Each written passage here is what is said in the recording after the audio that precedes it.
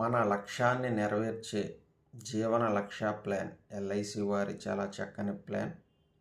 మనం ఒక లక్ష్యాన్ని పెట్టుకుని పిల్లల భవిష్యత్తు కోసం మనం పనిచేస్తూ ఉంటాం, కష్టపడుతూ ఉంటాం. కానీ మనకి అనుకోని విధంగా ఏదైనా జరిగితే ఆ లక్ష్యం అక్కడతో ఆగిపోకుండా జీవన లక్ష్య పాలసీ కాపాడుతుంది అనేది విషయంలో ఎటువంటి సందేహం కూడా లేదు. ఉదాహరణకి మనం ఒక 10 లక్షల రూపాయలకి 25 సంవత్సరముల కాల వ్యవధి పెట్టుకుని జీవన లక్ష్య పాలసీ తీసుకుంటే కనుక ఈ 25 సంవత్సరాల్లో మనకి ఏదైనా జరిగితే అక్కడ నుండి ప్రతి సంవత్సరం కూడా మన పాలసీలో 10% అమౌంట్ ₹1,00,000 అమౌంట్ అనేది ప్రతి సంవత్సరం వార్షిక ఆదాయం నామినీకి ఇస్తారు. ఎప్పటి వరకు? పాలసీ కాల వ్యవధి పూర్తయ్యే వరకు కూడా ఈ ₹1,00,000 అమౌంట్ నామినీకి ఇస్తారు. కాల వ్యవధి పూర్తయిన తర్వాత మనం తీసుకున్న 10 లక్షల పాలసీ అంటే సమ్ అష్యూర్డ్ అంటారు.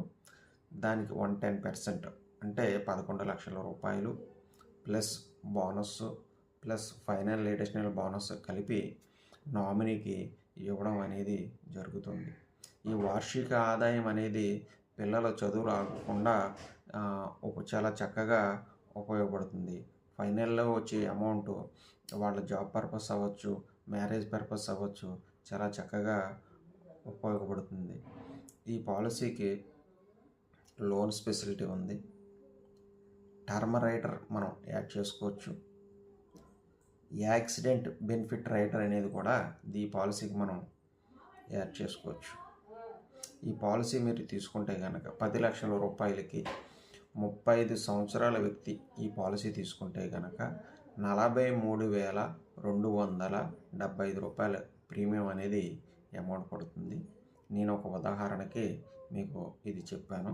ఇందులో ఇంకా కూడా పూర్తి వివరాలు మీకు తెలుసుకోవాలంటే కనుక నా నెంబర్కి కాల్ చేస్తే మీకు అన్ని వివరాలు వివరంగా నేను ఎక్స్ప్లెయిన్ చేస్తాను.